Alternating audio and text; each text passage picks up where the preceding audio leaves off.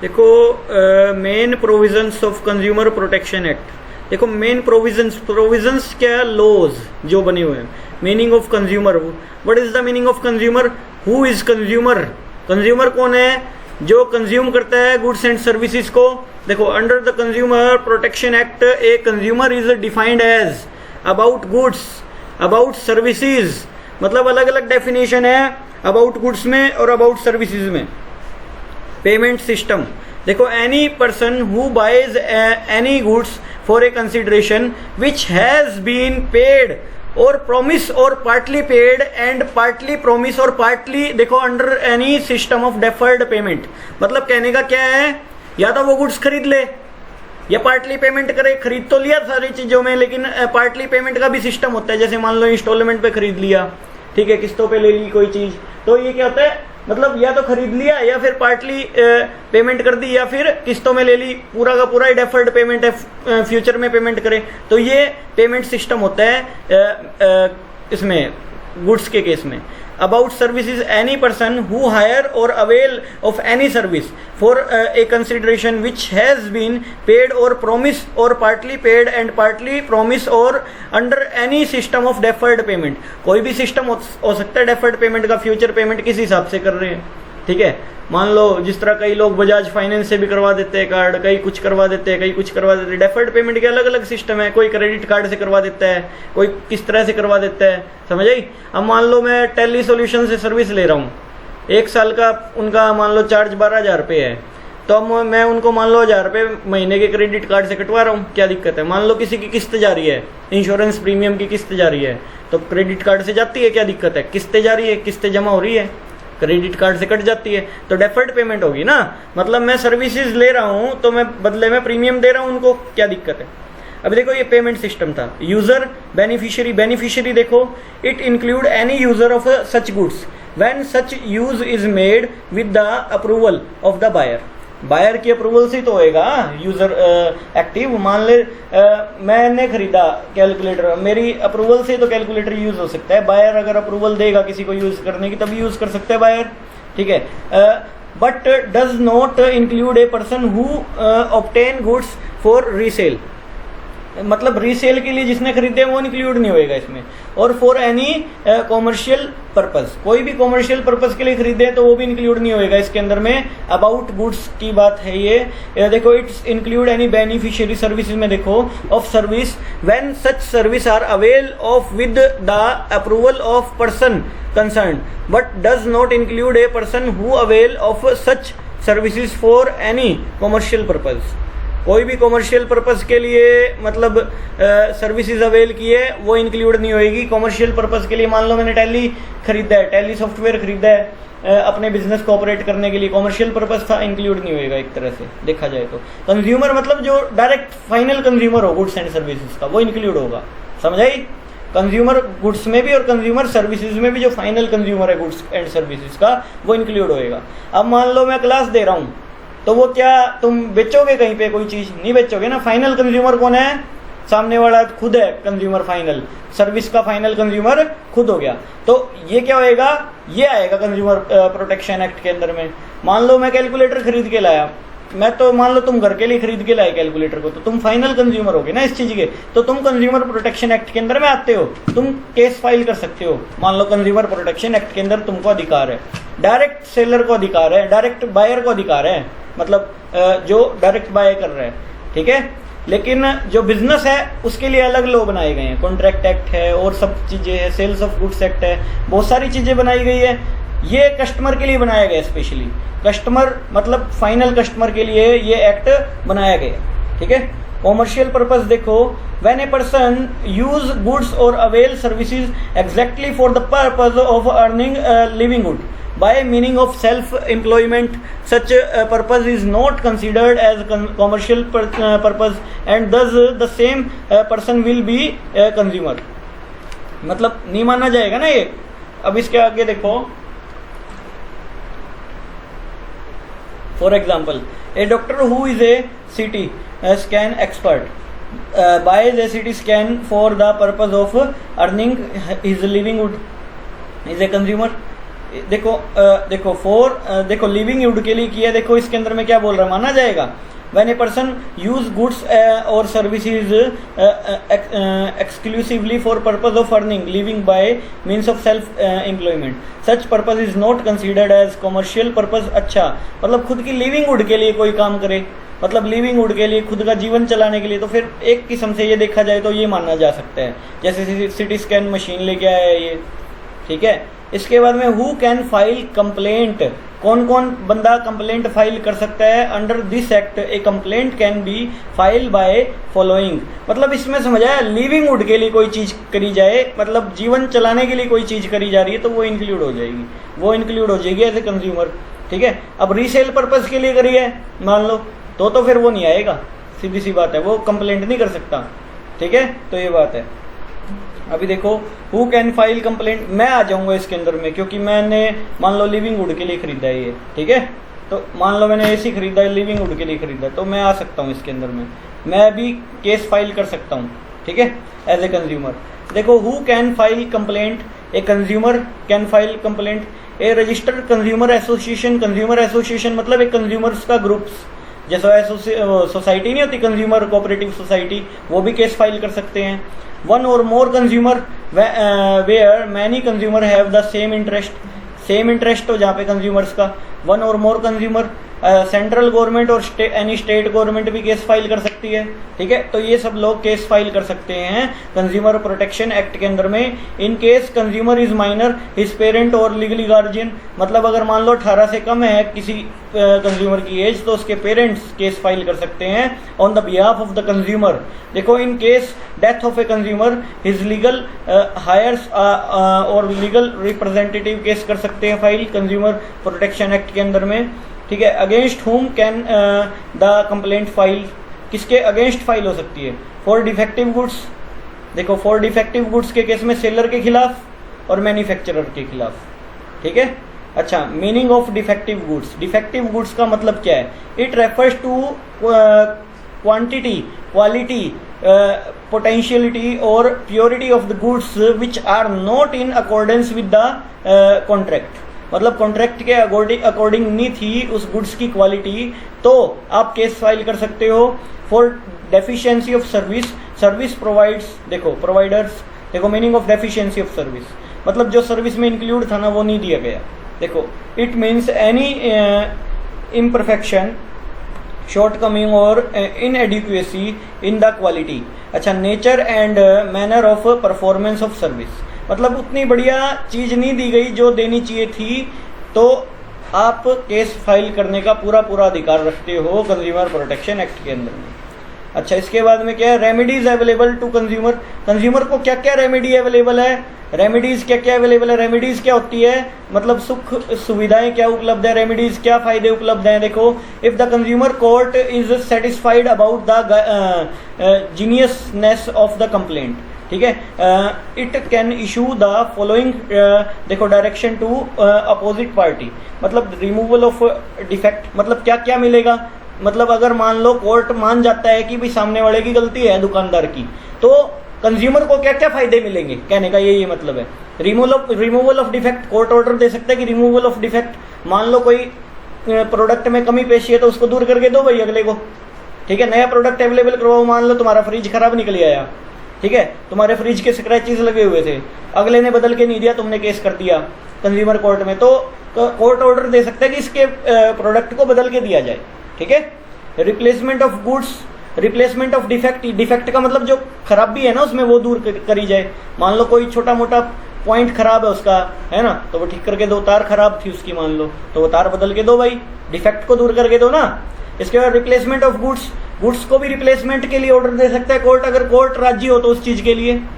Refund of price, price भी refund करना पड़ सकता है, अगर देखो order can be passed to refund the price paid by the consumer for the product, product के लिए कोई प्राइस दिए हैं किसी ने तो वो भी रिफंड करने पड़ सकते हैं, अगर दुकानदार गलत नहीं है तो, नहीं तो तुम्हारे ऊपर भी उल्टा केस फाइल हो सकता है, ध्यान रखना, ठीक है, क्योंकि दुकानदार भी तो मान हानि का केस डालेगा ना फिर बाद में, समझ आई, तो उसका मान खत्म हुआ है तुम्हारी फ्रॉड की वजह से, तो वो भी केस फाइल करेगा। अभी देखो इसके बाद में क्या है, अवार्ड ऑफ कंपनसेशन, कंपनसेशन भी अवार्ड हो सकता है उसको, कंज्यूमर को। देखो इफ, देखो अब मान लो जैसे रेलवे का मैंने एक एग्जांपल दिया था, टॉयलेट का दरवाजा बंद नहीं हो रहा था, एक लेडीज ने केस डाल दिया रेलवे अथॉरिटी पे, तो वो कस्टमर है ना रेलवे अथॉरिटी की, कस्टमर केस फाइल कर सकते हैं, और रेलवे ने क्या दिया उसको, कंपनसेशन दिया बदले में, कोर्ट ने ऑर्डर दिया कि उसको 50,000 रुपये कंपनसेशन दिया जाए, ठीक है। तो अवार्ड हो सकता है, अवार्ड ऑफ कंपनसेशन, अगर कोर्ट राजी हो किसी चीज के लिए। देखो if because of negligence of the seller customer suffer physically और एनी अदर लॉस, कोई भी अदर लॉसेस भुगतने पड़े तो देने पड़ेंगे, then the compensation for the this loss can be demanded for, demand कर सकता है कस्टमर उस चीज के लिए, बोला इसके घटिया प्रोडक्ट की वजह से हमारी मशीन खराब होगी, इसकी दुकान से मैंने तेल खरीदा था और कुछ खरीदा था, वो ल्यूब्रिकेंट खरीदा था मैंने, डाला मशीन के अंदर, इसकी वजह से हमारी मशीन डैमेज होगी, ब्लास्ट होगी, वो सारा का सारा कंपनसेशन चाहिए हमको, ठीक है, वो देना पड़ेगा। अगर हम केस जीत गए तो कोर्ट ऑर्डर दे सकता है कि वो कंपनसेशन प्रोवाइड करो अगले को, सीधी सी बात है, ठीक है। इसके बाद में आगे चलो, अवार्ड ऑफ कंपनसेशन के बाद में payment of punitive damages, punitive damages, order can be passed to pay punitive damages in the appropriate circumstances, मतलब कुछ डैमेजेस वगैरह हुए हो उसके अगेंस्ट भी कंपनसेशन मांग सकता है।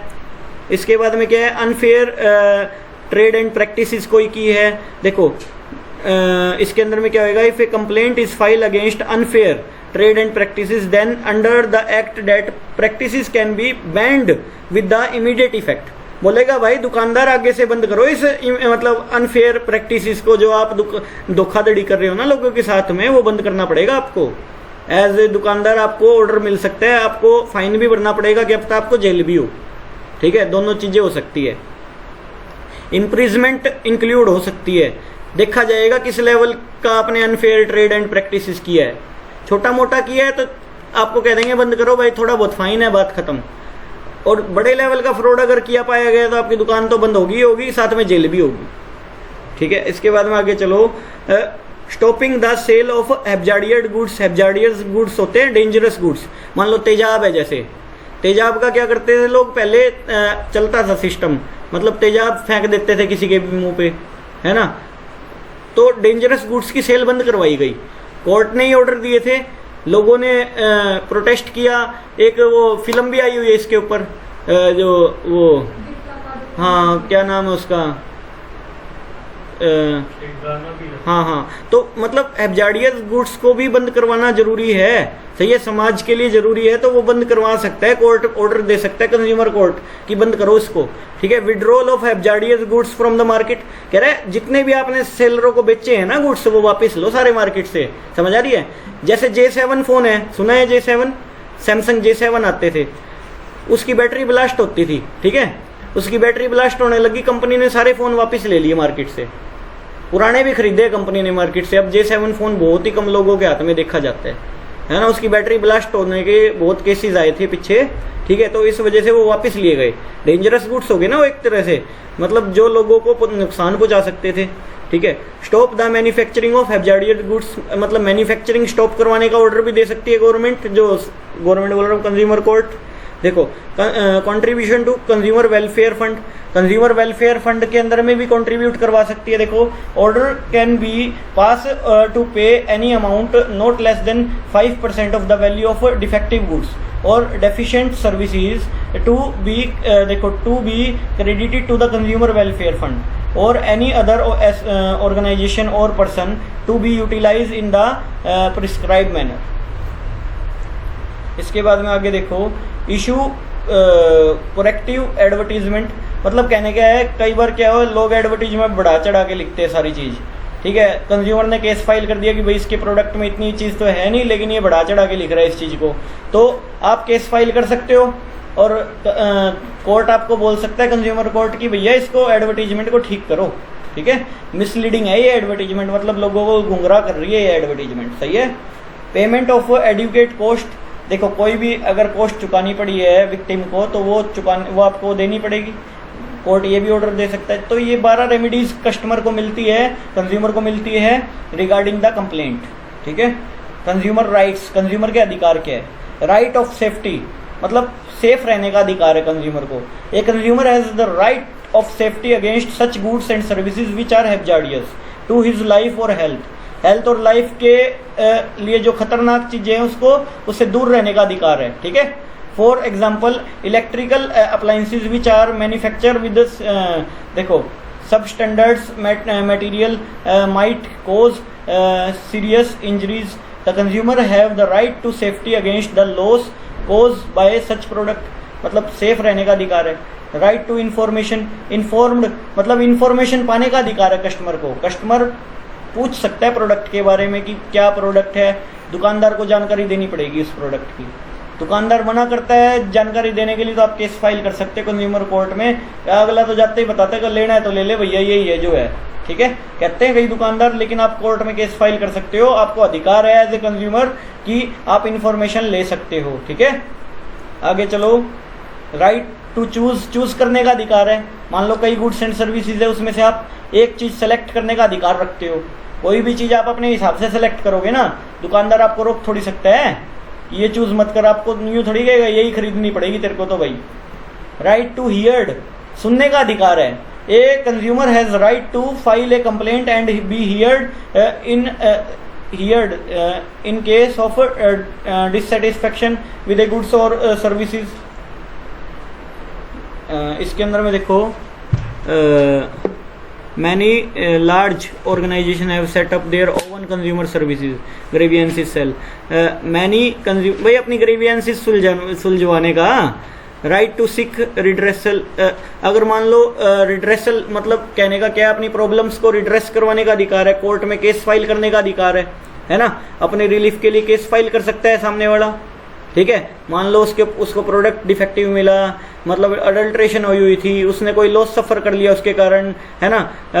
Taking back product with refund money चाहता था, ठीक है। तो right to consumer education, consumer को एजुकेशन लेने का अधिकार है। जागो ग्राहक जागो आती है ना, ऐड आती है कई सारे जो देखो मतलब कहने का कि कंज्यूमर की कम्युनिटीज बनी हुई है वेलफेयर, तो कंज्यूमर की एडवर्टीजमेंट आती है कंज्यूमर को जगाने के लिए, है ना। कंज्यूमर जागो कि भाई अंडरवेट प्रोडक्ट मत लो, वाउचर प्रॉपर बिल लो, हर चीज का प्रॉपर वारंटी चेक करो, प्रॉपर गारंटी चेक करो, प्रॉपर ये चेक करो, सभी चीजें आती है।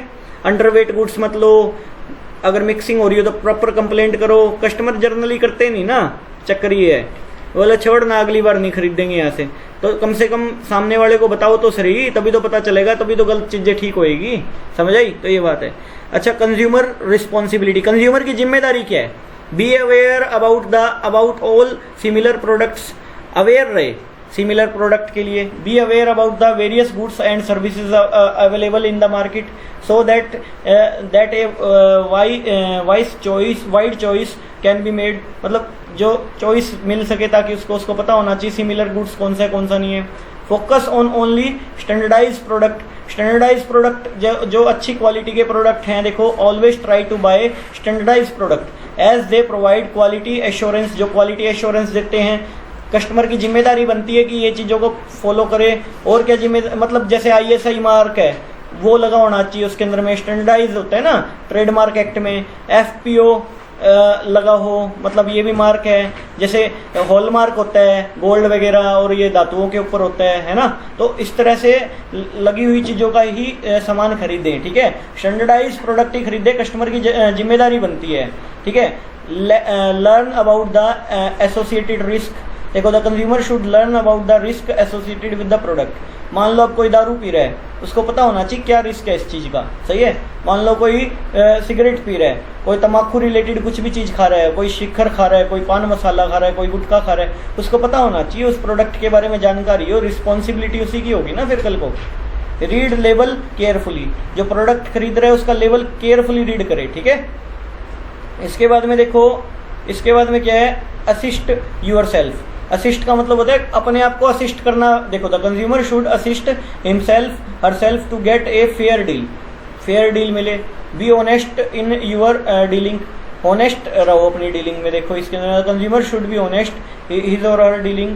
Choose only from legal goods and services, illegal goods and services ना खरीदो।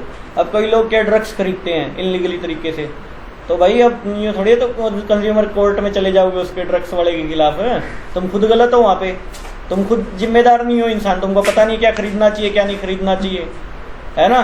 तुम खुद नकली हो, सामने वाले को नकली कैसे बता सकते हो, समझ आई। तो ये बात है।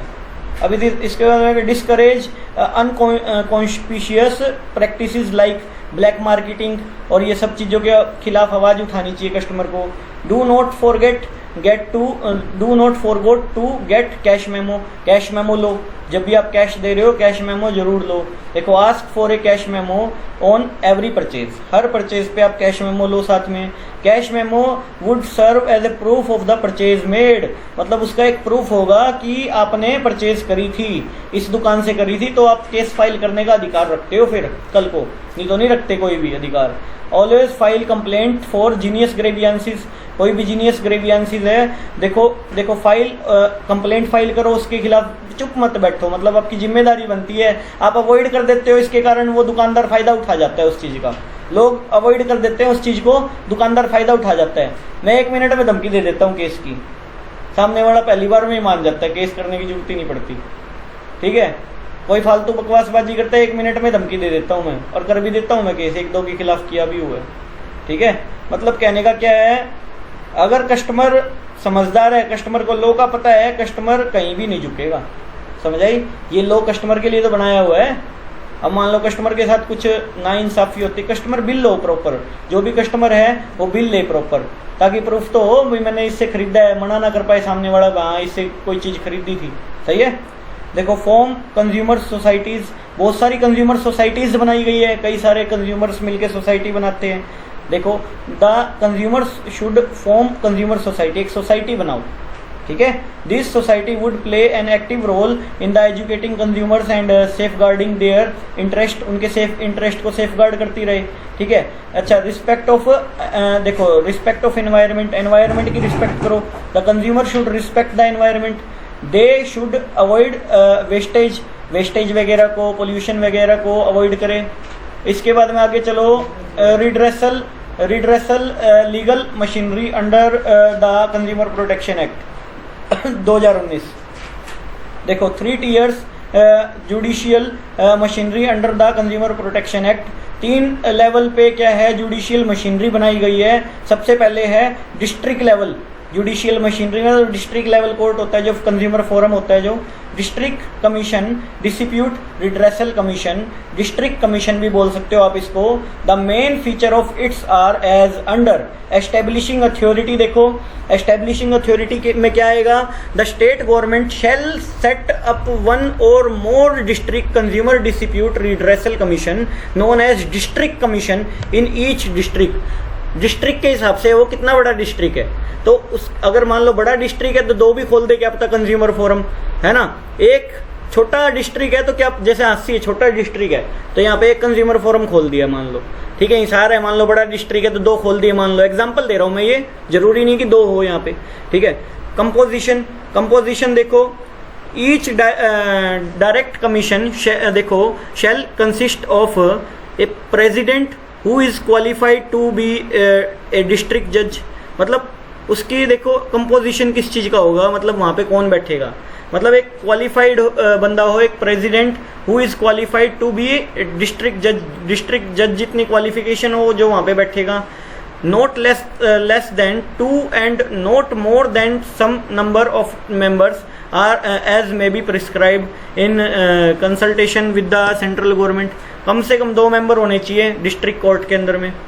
ज्यूरिडिक्शन, द डायरेक्टर कमीशन देखो entertain complaint when where the value of goods और services paid as a consideration does not exceed 1 crore. मतलब कहने का क्या है, 1 करोड़ से ज्यादा का केस नहीं उठता इन पे, डिस्ट्रिक्ट लेवल पे 1 CR का ही केस लिया जाता है। अच्छा appeal, in case the aggrieved मतलब पीड़ित party is not satisfied with the order of the district commission, he can appeal before the state commission within 45 days from the date of order. मतलब district court के order, district commission के order आने के ठीक 45 दिन तक आप state level commission में केस फाइल कर सकते हो। अगर आपको डिस्ट्रिक्ट कमीशन का पसंद नहीं आया ऑर्डर, तो आपको लगता है कि भाई न्याय नहीं हुआ यहाँ पे, जैसे होम कोर्ट से बंदा हाई कोर्ट में केस फाइल कर सकता है, वैसे ही कंज्यूमर फोरम के अंदर में भी दिया गया है कि 45 दिन के अंदर अंदर आप केस फाइल कर सकते हो स्टेट फोरम के अंदर में, ठीक है, स्टेट कमीशन के अंदर में, ठीक है। अच्छा बी देखो, स्टेट लेवल कमीशन, देखो state consumer dispute redressal commission, state commission भी बोल सकते हो। The main feature of its are as under establishing authority, establishing authority देखो इसके अंदर में क्या होएगा, the state government shall be set up one state देखो consumer dispute redressal commission known as state commission in each state, ठीक है।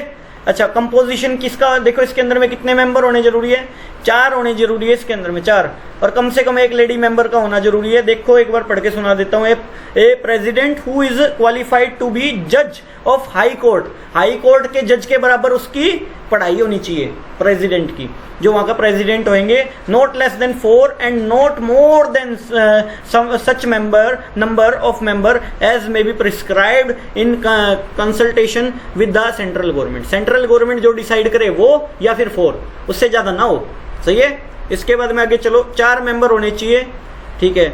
Jurisdiction, the state commission entertains, देखो 1 करोड़ से 10 करोड़ तक के केस एंटरटेन करती है, मतलब कहने का क्या है, सोल्व करती है, ठीक है। इसके अंदर में देखो क्या है आगे, appeals against the order of district court commission भी हो सकती है इसके अंदर में, अपील्स भी इंक्लूड होती है। मान लो डिस्ट्रिक्ट कोर्ट की अपील समझ नहीं आई, मान लो ऑर्डर मेरे को पसंद नहीं आया, ऑर्डर मैं जस्टिफाइड नहीं करता कि भाई बेकार है ये ऑर्डर, ठीक है, तो आप स्टेट फोरम के अंदर में अपील डाल सकते हो, ठीक है। आगे चलो, 10 करोड़ तक के केस होते हैं इसके अंदर में, ठीक है। Appeal in case the aggrieved party is not satisfied with the order of the state commission, तो 30 दिन का आपको टाइम मिलता है, आप नेशनल कमीशन में जा सकते हो, लाइक ए सुप्रीम कोर्ट। अगर आप हाई कोर्ट के डिसीजन से मतलब तारुफ नहीं रखते तो आप क्या करोगे, 30 दिन के अंदर अंदर कहाँ जा सकते हो, नेशनल लेवल कमीशन पे बोल दो, इसको सुप्रीम कमीशन भी बोल सकते हो, नेशनल लेवल कमीशन भी बोल सकते हो, ठीक है। तो ये बात है। नेशनल कमीशन की बात आ जाती है, अभी देखो national commission dispute redressal commission, national commission the main feature of its are as under, देखो एस्टेब्लिशिंग अथॉरिटी, देखो the central government shall set up national commission dispute redressal commission known as national commission भी बोल सकते हो इसको खाली आप। Composition, composition इसके अंदर में देखो a president who is qualified, supreme court के जज के बराबर क्वालिफिकेशन इसकी होनी चाहिए नेशनल कोर्ट के प्रेसिडेंट की। अच्छा प्रेसिडेंट मतलब जज जो होता है वहां का, ठीक है। अच्छा इसके बाद में not less than 4 and not more than some number of member as may be prescribed by the central government, मतलब कम से कम 4, इसमें भी 4 मेंबर, उसमें भी 4 थे और उसमें 2, डिस्ट्रिक्ट वाले में 2 थे। आगे चलो, ज्यूरिडिक्शन, 10 करोड़ से ज्यादा के केस लिए जाते हैं इसके अंदर में, 10 करोड़ से ज्यादा के केस लिए जाते हैं, और स्टेट जो कमीशन है उससे अगर आप ऑर्डर से राजी नहीं हो तो भी वो केस भी लिए जा सकते हैं, वो छोटे ही केस क्यों ना हो, ठीक है। तो ये बात है। अपील, अपील देखो in case the aggrieved party is not satisfied with the order of national commission he और she can be appeal before the supreme court of India with in 30 days, supreme court में जा सकते हो आप। अगर आप national commission से राजी नहीं हो ना, सोचते हो कि नेशनल कमीशन नहीं सुलझा पा रहा हमारे केस को, तो आप सुप्रीम कोर्ट का दरवाजा खटखटा सकते हो, वहां जा सकते हो, आपको पूरा पूरा अधिकार है सुप्रीम कोर्ट के अंदर में, ठीक है। समझ आई नहीं आई? अब यूँ थोड़ी 1000 रुपये का केस है, यूँ थोड़ी अब धक्के खाते फिरोगे, पहले डिस्ट्रिक्ट में गए, फिर उसमें गए, फिर उसमें गए। समझ आई क्या मतलब है इस चीज का? करोड़ों के केस में होता है ये काम। तो मान लो 100 करोड़ का चूना लगा दिया किसी ने, 500 करोड़ का चूना लगा दिया किसी ने, उसमें होता है। ये छोटे मोटे को कौन देखता ही नहीं है, भाग यहाँ से, 1000 रुपये का केस आ गया, इसी तीसी करवान अपनी, देखेंगे भी नहीं कोर्ट वाले। समझ आ रही है? हाँ, ये हो सकता है डिस्ट्रिक्ट लेवल पे तुम्हारा केस सोल्व हो जाएगा, बाकी रिश्वतखोरी चलती है, मेरे हिसाब से कुछ नहीं होता। रिश्वत खुआ देंगे, उसके बाद खत्म, रफा दफा मामला। समझ आई?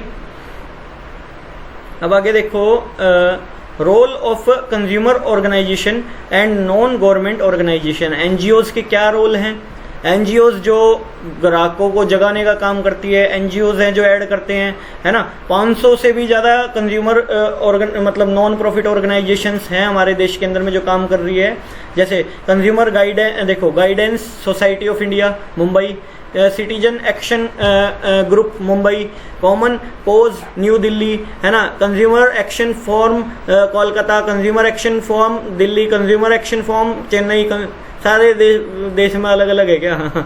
ठीक है, तो मतलब ये बनाई हुई है प्राइवेट लोगों ने, ठीक है। Educating the general public, general public को एजुकेट करने का इन्होंने बीड़ा उठाया होता है।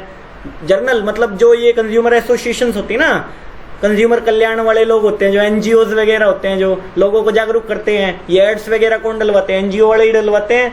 जागो ग्राहक जागो, ये करो वो करो, अपने हक को पहचानो, फलाना ढिमकाना, XYZ कुछ भी हो सकता है, ठीक है। मतलब जनरल पब्लिक को एजुकेट करने का काम करते हैं ये।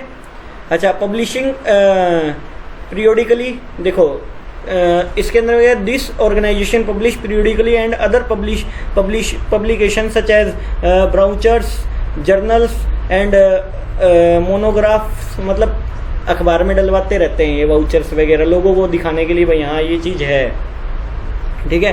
To impact knowledge about the consumer problems, legal reporting, relief, बताते हैं कि भाई ये ऐसे ऐसे आप लीगल रिपोर्टिंग कर सकते हो, ये कर सकते हो, वो कर सकते हो।